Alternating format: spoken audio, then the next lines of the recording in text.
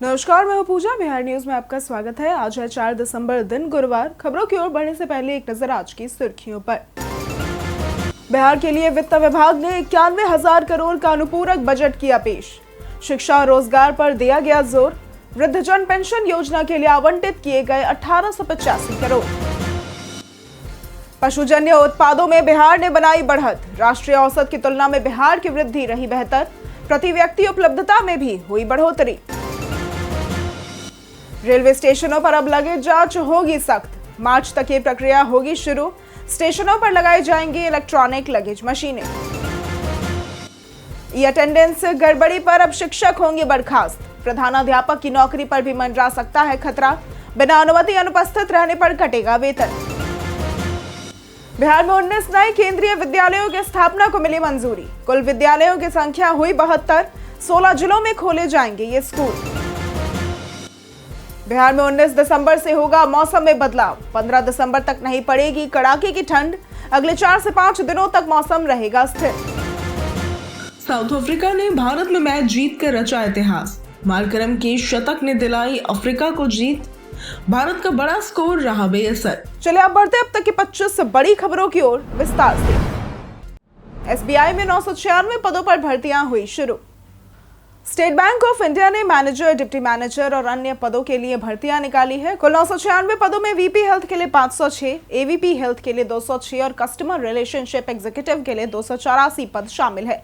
आवेदन recruitment.sbi.bank.in पर किया जा सकता है। कॉन्ट्रैक्ट 5 साल का होगा, जिसे 4 साल तक बढ़ाया जा सकता है। योग्य उम्मीदवारों के पास संबंधित क्षेत्र में 6 साल का अनुभव और आवश्यक शैक्षिक योग्यता होनी चाहिए। आवेदन फीस यूआर, ईडब्ल्यूएस या फिर ओबीसी के लिए 750 रुपए, तो वहीं एससी, एसटी व पीडब्ल्यूबीडी के लिए निःशुल्क है। आयु सीमा 20 से 42 वर्ष है। 1 मई 2025 के हिसाब से चयन शॉर्टलिस्टिंग और इंटरव्यू से होगा। फीस जमा करने की अंतिम तिथि 23 दिसंबर 2025 है। बिहार के लिए वित्त विभाग ने 91,000 करोड़ का अनुपूरक बजट किया पेश। बिहार विधानसभा में वित्त विभाग ने बुधवार को 91,717.11 करोड़ रुपए का द्वितीय अनुपूरक बजट पेश किया। इसमें सामाजिक सुरक्षा, आधारभूत संरचना, शिक्षा और रोजगार पर जोर दिया गया। मुख्यमंत्री वृद्धजन पेंशन योजना के लिए 1885 करोड़ रुपए, पथ निर्माण विभाग के लिए 861 करोड़ रुपए और स्टूडेंट क्रेडिट कार्ड योजना के लिए 800 करोड़ रुपए आवंटित किए गए हैं। बजट का उद्देश्य वरिष्ठ नागरिकों को पेंशन उपलब्ध कराना, सड़कों का निर्माण और मरम्मत तथा युवाओं को उच्च शिक्षा और रोजगार में समर्थन देना है। वार्षिक स्कीम मद, स्थापना व्यय और केंद्रीय क्षेत्र स्कीम मद का भी प्रावधान शामिल है। रेलवे स्टेशनों पर अब लगेज जांच होगी सख्त। भारतीय रेलवे यात्रियों की सुरक्षा और व्यवस्था सुधारने के लिए एयरपोर्ट जैसी लगेज चेकिंग प्रणाली लागू करने जा रहा है। पूर्व मध्य रेलवे मार्च तक पटना जंक्शन, राजेंद्र नगर, पाटलिपुत्र, दानापुर, आरा, बक्सर, पटना साहिब और बिहार शरीफ में सामान की वजन जांच शुरू करेगा। स्टेशनों पर इलेक्ट्रॉनिक लगेज मशीनें लगाई जाएंगी और तय सीमा से अधिक वजन या बड़े आकार का सामान होने पर अतिरिक्त शुल्क और बुकिंग चार्ज का 6 गुना तक जुर्माना वसूला जा सकेगा। यात्रियों को प्लेटफॉर्म में प्रवेश व निकास के समय सामान की जांच करानी होगी। ई अटेंडेंस गड़बड़ी पर अब शिक्षक होंगे बर्खास्त। बिहार शिक्षा विभाग ने सरकारी स्कूलों में फर्जी ई अटेंडेंस पर कड़ी कार्रवाई का निर्णय लिया है। अब किसी भी तरह की गड़बड़ी पाए जाने पर संबंधित शिक्षक और प्रधानाध्यापक दोनों को सेवा से बर्खास्त किया जा सकता है। जिला स्तर पर बनाई गई मॉनिटरिंग सेल दिसंबर से शिक्षकों की उपस्थिति की रियल टाइम निगरानी करेगी। बिना अनुमति अनुपस्थित रहने पर स्पष्टीकरण और वेतन भी कटौती होगी। विभाग ने सभी बीईओ को सख्त मॉनिटरिंग के निर्देश दिए हैं। शिक्षण कार्य की निगरानी टैबलेट से की जाएगी, जिसका पायलट प्रोजेक्ट 5 स्कूलों में सफल रहा है। वहीं तबादले पारदर्शी गाइडलाइन के आधार पर किए जा रहे हैं। बिहार में जल्द बनेगा नया पावर प्लांट। बिहार में बिजली उत्पादन को बड़ा बढ़ावा देने के लिए बरौनी थर्मल पावर स्टेशन में 800 मेगावाट की अल्ट्रा सुपर क्रिटिकल यूनिट लगाने की तैयारी अंतिम चरण में है, जिससे अगले 4 वर्षों में उत्पादन शुरू होने की उम्मीद है। भूमि उपलब्ध होने पर 1000 मेगावाट की एक और बड़ी इकाई भी लग सकती है और यहां से मिलने वाली पूरी बिजली बिहार को ही दी जाएगी। पुरानी 110 मेगावाट इकाइयों के बंद होने के बाद आधुनिक यूनिट लगाने का निर्णय लिया गया। लगभग 7000 करोड़ रुपए की लागत वाली यह परियोजना राज्य का सबसे बड़ा पावर निवेश साबित हो सकती है। पशुजन्य उत्पादों में बिहार ने बनाई बढ़त। बिहार ने 2024-25 में पशुजन्य उत्पादों में ऐतिहासिक उपलब्धि हासिल की है। राज्य ने अंडा उत्पादन में 9.99% की वार्षिक वृद्धि के साथ देश में पहला स्थान, तो वहीं दूध में 4.24% वृद्धि के साथ छठा और मांस में 4.03% की वृद्धि के साथ 9वां स्थान प्राप्त किया है। राष्ट्रीय औसत की तुलना में बिहार की वृद्धि बेहतर रही है और प्रति व्यक्ति उपलब्धता भी बढ़ी है, जिसमें दूध 285 ग्राम प्रति व्यक्ति, अंडा 29 और मांस 3.27 किलोग्राम प्रति वर्ष बढ़ा है। मत्स्य उत्पादन में भी उल्लेखनीय वृद्धि हुई है, जिससे बिहार 2013-14 के 9वें स्थान से 2023-24 में चौथे स्थान पर पहुंच गया है। ये पशुपालन आधारित अर्थव्यवस्था और ग्रामीण आय के लिए सकारात्मक संकेत है। बिहार में कई आईएएस अधिकारियों को मिला बड़ा प्रमोशन। बिहार में भारतीय प्रशासनिक सेवा के कई अधिकारियों को बड़े पैमाने पर प्रमोशन दिया गया है। 27 अधिकारियों को विशेष सचिव वेतन स्तर 13 में और 16 अधिकारियों को अपर सचिव वेतन स्तर 12 में प्रमोशन मिला है। इसमें कई जिलों के जिला अधिकारी जैसे कि भागलपुर के नवल किशोर चौधरी, मुजफ्फरपुर के सुब्रत कुमार सेन, पश्चिम चंपारण के धर्मेंद्र कुमार, बांका के नवदीप शुक्ला, मधुबनी के आनंद शर्मा और जमुई के नवीन शामिल है। कोसी प्रमंडल के आयुक्त राजेश कुमार और बिहार शिक्षा परियोजना के निदेशक मयंक वड़वड़े को भी उच्च प्रशासनिक ग्रेड में प्रमोशन दिया गया है। पीएमओ और केंद्रीय बोर्डों के वरिष्ठ पदों पर भी प्रमोशन लागू होगा, जो 1 जनवरी 2026 से प्रभावी होगा। बिहार में 19 नए केंद्रीय विद्यालयों की स्थापना को मिली मंजूरी। केंद्र सरकार ने बिहार में 19 नए केंद्रीय विद्यालयों की स्थापना को मंजूरी दी है, जिससे राज्य में कुल केवी की संख्या 72 हो जाएगी। 16 जिलों में ये स्कूल खोले जाएंगे, जिनमें पटना, नालंदा और मधुबनी में 2-2 तथा अन्य जिलों में 1-1 विद्यालय होगा। राज्य सरकार ने इसके लिए निःशुल्क जमीन और अस्थायी भवन उपलब्ध कराए हैं और ये कदम न केवल शिक्षा की गुणवत्ता सुधारने में मदद करेगा, बल्कि सुरक्षा बलों और स्थानीय आबादी की शिक्षा की चिंता को भी दर्शाता है। राजधानी पटना में केवी 5 से बढ़कर 7 होंगे और ये फैसला बिहार में तालीमी विकास और प्रशासनिक भरोसे का संदेश देता है। बिहार के स्कूलों का 2026 अवकाश कैलेंडर हुआ जारी। साल 2026 के लिए बिहार शिक्षा विभाग ने स्कूलों का अवकाश कैलेंडर जारी किया है और रविवार सहित कुल 75 और रविवार छोड़कर 65 दिनों की छुट्टियां होंगी। सबसे लंबी छुट्टी दिवाली व छठ पर 10 दिनों की है, दुर्गा पूजा पर 6 दिन, होली पर 2 दिन, जबकि मकर संक्रांति, बसंत पंचमी, रक्षाबंधन, रामनवमी इत्यादि प्रमुख त्योहारों पर 1-1 दिन का अवकाश रहेगा। ग्रीष्मकालीन अवकाश 20 दिन और शीतकालीन अवकाश 7 दिनों का होगा। कुछ जयंती वाले दिनों में शिक्षकों को उपस्थिति देने होगी। विभाग ने निर्देश दिया है कि सभी स्कूल इसी कैलेंडर का पालन करेंगे और अवकाश के दौरान गृह कार्य देना अनिवार्य होगा। पुलिस इंफ्रास्ट्रक्चर के विकास के लिए 27 करोड़ की परियोजनाएं हुई स्वीकृत। बिहार सरकार ने नवादा, समस्तीपुर और लखीसराय में पुलिस इंफ्रास्ट्रक्चर के विकास के लिए 27.57 करोड़ रुपए की परियोजनाओं को मंजूरी दी है। नवादा के नरहट थाना में 12 एकल और 6 समूह आवास, समस्तीपुर में अनुसूचित जाति व जनजाति एवं महिला थाना का संयुक्त भवन, फर्नीचर और आधारभूत संरचना तथा लखीसराय पुलिस लाइन में 300 बेड के बैरक का निर्माण शामिल है। उप मुख्यमंत्री और गृह मंत्री सम्राट चौधरी ने कहा कि इन परियोजनाओं से पुलिस आवासीय सुविधाओं में सुधार होगा और कानून व्यवस्था और न्यायिक प्रक्रिया और प्रभावी बनेगी। निर्माण कार्य जल्द शुरू होगा। 5 दिसंबर को होगा पटना पुस्तक मेले का भव्य उद्घाटन।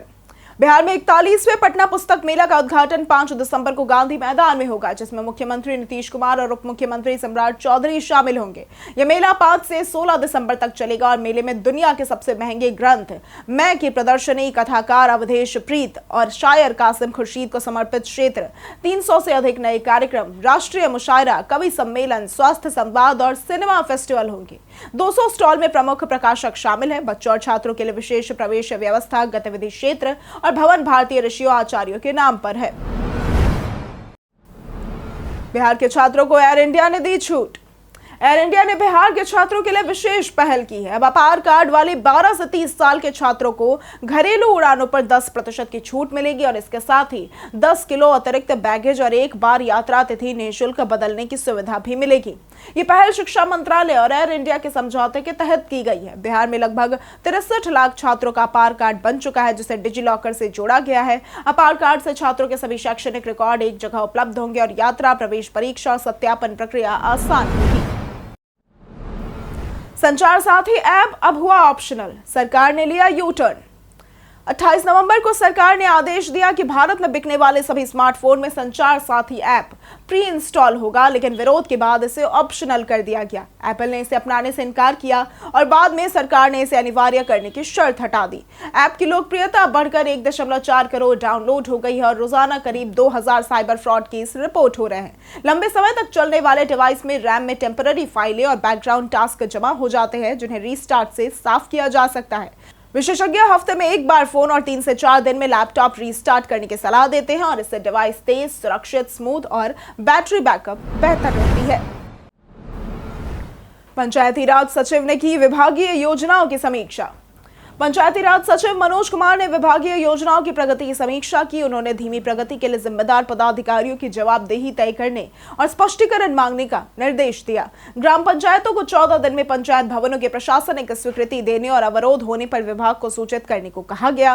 प्रखंड और पंचायतवार समीक्षा कर योजनाओं में तेजी लाने पर जोर दिया गया। कार्यादेश के विरुद्ध सोलर स्ट्रीट लाइट लगाने में पूर्वी चंपारण शीर्ष पर है और आरटीपीएस केंद्र क्रियाशील रखने, वित्त आयोग निधि का तेजी से उपयोग करने, जिला संसाधन केंद्र, न्यायिक वाद और स्वास्थ्य उपकेंद्रों की समीक्षा भी की गई। टीआरई 4 शिक्षक बहाली प्रक्रिया जल्द होगी शुरू। बिहार के शिक्षा मंत्री सुनील कुमार ने बताया कि शिक्षा बहाली का चौथा चरण यानी कि टीआरई 4 जल्द शुरू होगा और शिक्षकों की कमी काफी हद तक दूर की जाएगी। उन्होंने कहा कि विभाग का लक्ष्य केवल बहाली नहीं बल्कि शिक्षा की गुणवत्ता और एक्सीलेंस ऑफ एजुकेशन पर ध्यान देना है, खासकर उच्च शिक्षा में कौशल विकास को बढ़ावा देकर बेहतर प्लेसमेंट सुनिश्चित करना। परीक्षाओं में पारदर्शिता के लिए डीएम और डीईओ की भूमिका को महत्वपूर्ण बताया और बिहार बोर्ड अध्यक्ष आनंद किशोर की उपलब्धियों की सराहना की। एआई को लेकर उन्होंने संतुलित दृष्टिकोण अपनाने और किताबों के साथ तकनीक का समन्वय जरूरी बताया। पंकज त्रिपाठी की बेटी ने किया थिएटर डेब्यू। हिंदी सिनेमा के अभिनेता पंकज त्रिपाठी की 19 साल की बेटी आशी त्रिपाठी ने अपने पहले स्टेज शो लैलाद से अभिनय में डेब्यू किया। यह उनके और मां मृदुला के थिएटर बैनर रूपकथा रंगमंच का पहला प्रोडक्शन था। पंकज ने आशी के प्रदर्शन की पिता नहीं बल्कि कलाकार की नजर से सराहना की और उनकी तेजी से सीखने की क्षमता की तारीफ की। आशी ने अभी तक तय नहीं किया है कि वो एक्टिंग फुल टाइम करेंगी। नाटक लैलाद हास्य, संगीत और भावनात्मक कहानी का एक संगम था। पंकज ने इसे अपने थिएटर करियर के पहले प्यार के रूप में याद किया। अंचल अधिकारियों को 9 दिसंबर तक जमीन की विस्तृत सूची देने का लक्ष्य।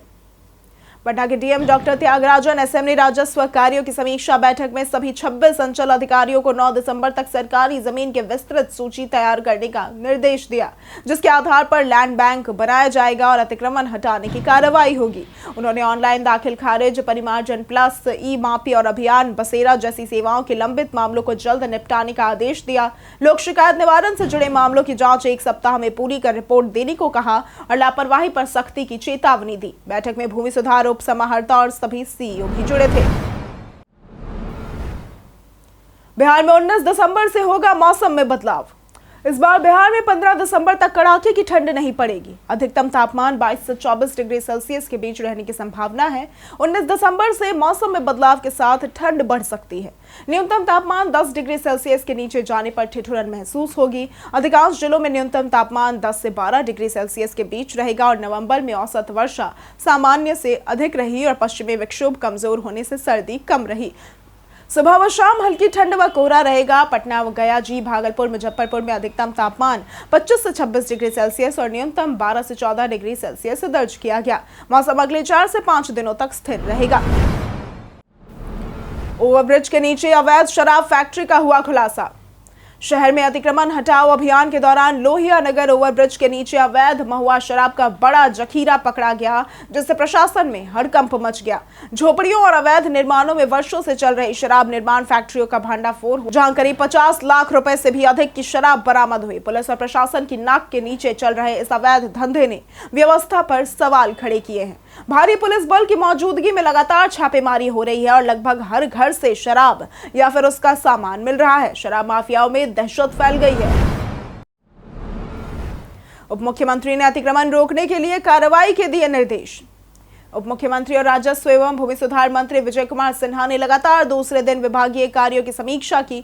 उन्होंने Bihar public land encroachment act 1956 और अतिक्रमण मामलों पर चर्चा करते हुए अधिकारियों की जवाबदेही तय करने और जरूरत पड़ने पर वसूली की कार्रवाई करने पर भी जोर दिया। सरकारी जमीन पर अतिक्रमण रोकने के लिए सभी जिलों में लैंड बैंक बनाने और विशेष टीम द्वारा निगरानी सुनिश्चित करने की घोषणा की। लंबित राजस्व मामलों के निपटारे और गजेटियर निर्माण में तेजी लाने पर भी ध्यान दिया। सभी निदेशालय को समयबद्ध कार्य निष्पादन का निर्देश दिया गया।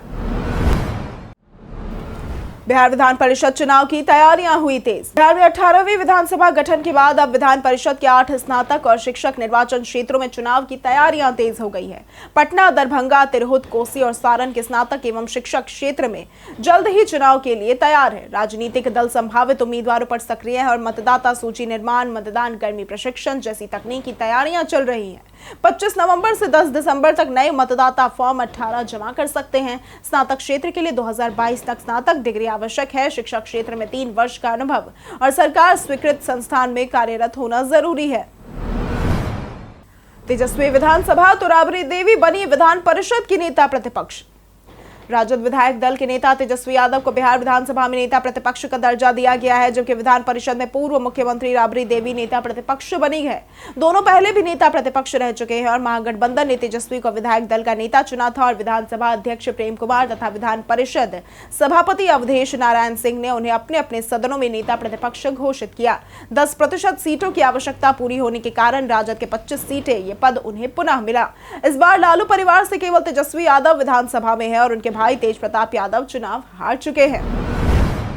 साउथ अफ्रीका ने भारत में मैच जीतकर रचा इतिहास। रायपुर के Shaheed Veer Narayan Singh international cricket stadium में खेले गए दूसरे वनडे में भारत ने पहले बल्लेबाजी करते हुए 5 विकेट पर 358 रन बनाए। ऋतुराज गायकवाड़ और विराट कोहली ने शतक जमाए, जबकि कप्तान केएल राहुल ने अर्धशतक लगाया। बड़े लक्ष्य के बावजूद साउथ अफ्रीका ने शानदार बल्लेबाजी की। एडन मार्करम के बेहतरीन शतक की बदौलत मेहमान टीम ने लक्ष्य का सफल पीछा करते हुए मैच 4 विकेट से जीत लिया। भारत के गेंदबाज दबाव नहीं बना सके और साउथ अफ्रीका ने श्रृंखला में महत्वपूर्ण जीत दर्ज की। कई कारणों से दर्ज है भारत के इतिहास में आज की तारीख। 1994 में रानी रामपाल का जन्म हुआ था। ये भारतीय हॉकी खिलाड़ी हैं। 1910 में मोतीलाल का जन्म हुआ था। ये हिंदी सिनेमा के अभिनेता थे। 1898 में कार्यमणि वकम श्रीनिवास कृष्णन का जन्म हुआ था। ये प्रसिद्ध भारतीय भौतिक वैज्ञानिक थे। 1892 में विद्याभूषण विभू का जन्म हुआ था। ये प्रसिद्ध साहित्यकारों में से एक थे। 2021 में विनोद दुआ का निधन हुआ था। ये प्रसिद्ध भारतीय समाचार वक्ता, हिंदी टेलीविजन पत्रकार एवं कार्यक्रम निर्देशक थे। 2017 में शशि कपूर का निधन हुआ था। ये हिंदी सिनेमा जगत के प्रसिद्ध अभिनेताओं में से एक थे। 1962 में अन्नपूर्णा आनंद का निधन हुआ था। यह हिंदी में शिष्ट हास्य लिखने वाले कलाकारों में अग्रणी लेखक थे। 31 दिसंबर तक ITR जमा नहीं करने पर लगेगी पेनल्टी। दिसंबर टैक्स पेयर्स के लिए बेहद महत्वपूर्ण महीना है, क्योंकि कई जरूरी फाइलिंग और पेमेंट की डेडलाइन इसी महीने आती है। ऑडिटेड अकाउंट वाले 10 दिसंबर तक ITR फाइल करें, वरना पेनल्टी और नोटिस का खतरा है। 15 दिसंबर को नवंबर महीने के फॉर्म 27C बिना चालान वाले TDS या TCS form 24G advance tax की तीसरी किस्त और TDS सर्टिफिकेट जमा करने होते हैं। 30 दिसंबर तक क्लाइंट कोड मॉडिफिकेशन और TDS स्टेटमेंट जरूरी है। तो वहीं 31 दिसंबर साल का आखिरी दिन है, जिसे अपडेटेड ITR फाइल करने के लिए अंतिम मौका माना जाता है। सभी डेडलाइन मिस करने पर पेनल्टी, ब्याज और रिफंड में देरी हो सकती है। हम प्रतिदिन आपसे 5 ऐसे जरूरी सवाल और उसके जवाब बताएंगे जो कि BPSC, बिहार पुलिस, दारोगा समेत SSC जैसे अन्य प्रतियोगी परीक्षाओं में काम आएंगे। सवाल इतिहास, बिहार स्पेशल, विज्ञान, करंट अफेयर्स और भूगोल से रहेंगे। पूछे गए 5 सवालों में आपने कितना सही उत्तर दिया, ये हमें कमेंट करके जरूर बताएं। हमारा पहला सवाल है, झारखंड को बिहार से इनमें से किस कानून द्वारा अलग किया गया था? ए, बिहार पुनर्गठन अधिनियम 2008, बी, बिहार पुनर्गठन अधिनियम 2000, सी, झारखंड पुनर्गठन अधिनियम 2007 या फिर डी, बिहार विनियमन अधिनियम 2003। इसका सही जवाब है बी, बिहार पुनर्गठन अधिनियम 2000। हमारा दूसरा सवाल है, चंद्रगुप्त मौर्य ने राजगद्दी त्यागने के बाद जैन धर्म अपना लिया था। उस जैन साधु का नाम क्या था जिसका उन्होंने अनुसरण किया था?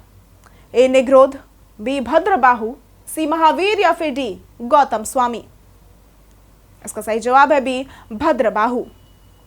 हमारा तीसरा सवाल है, बिहार का रेशम नगर किस शहर को कहा जाता है? ए, भागलपुर, बी, पटना, सी वैशाली या फिर डी कटिहार? इसका सही जवाब है ए भागलपुर।